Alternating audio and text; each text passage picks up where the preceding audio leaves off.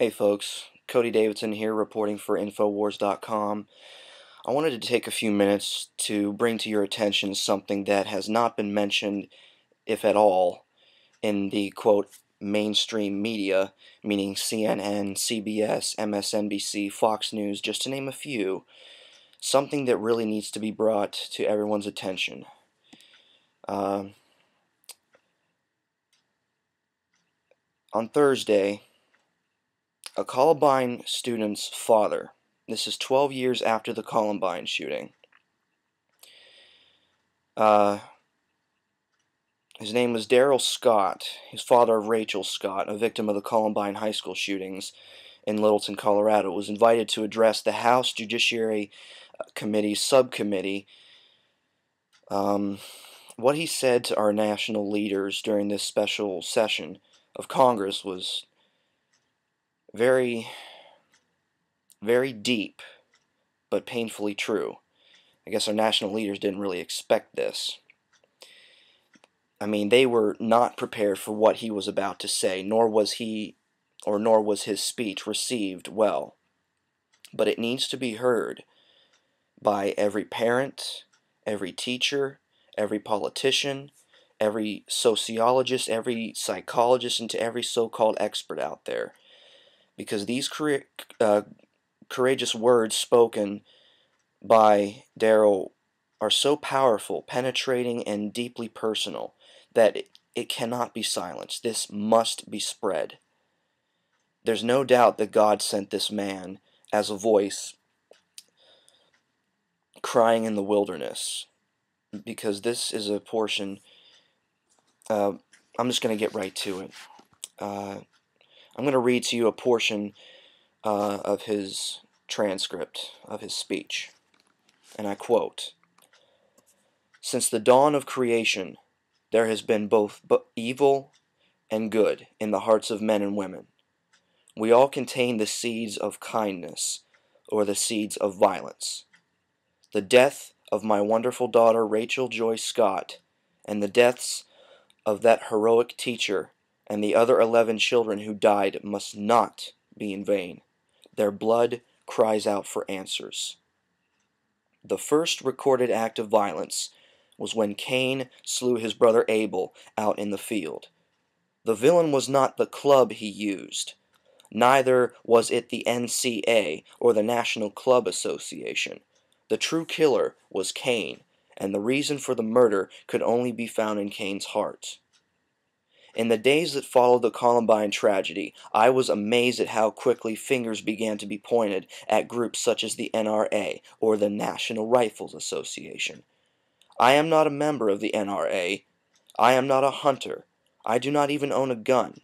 I'm not here to represent or defend the NRA because I don't believe that they are responsible for my daughter's death. Therefore, I do not believe that they need to be defended. If I believed they had anything to do with Rachel's murder, I would be their strongest opponent. I am here today to declare that the Columbine was not just a tragedy, it was a spiritual event that should be forcing us to look at where the blame really is. To where the blame really lies.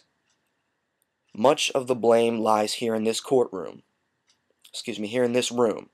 Much of the blame lies beyond the pointing fingers of the accusers themselves. I wrote a poem just 4 nights ago that expresses my feelings best. Your laws ignore our deepest needs. Your words are empty air. You've stripped away our heritage. You've outlawed simple prayer. Now gunshots fill our classrooms, and precious children die. You seek for answers everywhere, and ask the question why.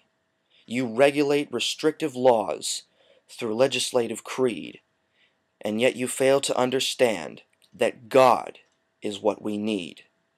Men and women are 3-part beings.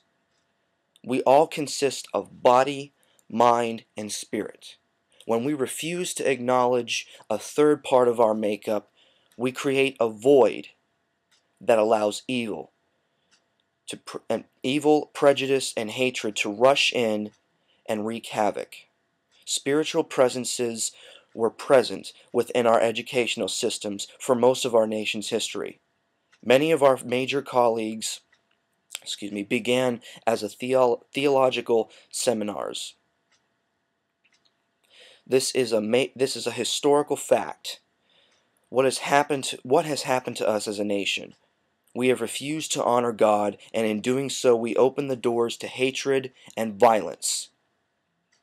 And when something as terrible as the Columbine's tragedy occurs, politicians immediately look for a scapegoat, such as the NRA. They immediately seek to pass more restrictive laws that contribute to erode away our personal and private liberties. We do not need more restrictive laws. Eric and Dylan would not have been stopped by metal detectors. No amount of gun laws can stop someone who spends months planning this type of massacre.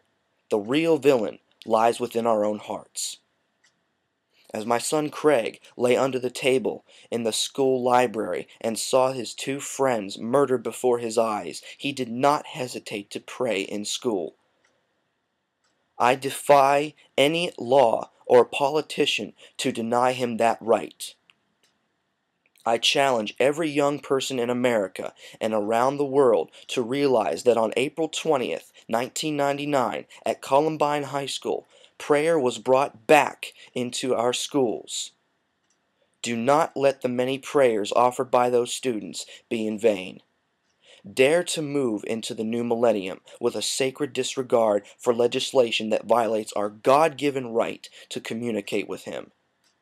To those of you that would point your finger at the NRA, I give you a sincere challenge. Dare to examine your own heart before casting the first stone.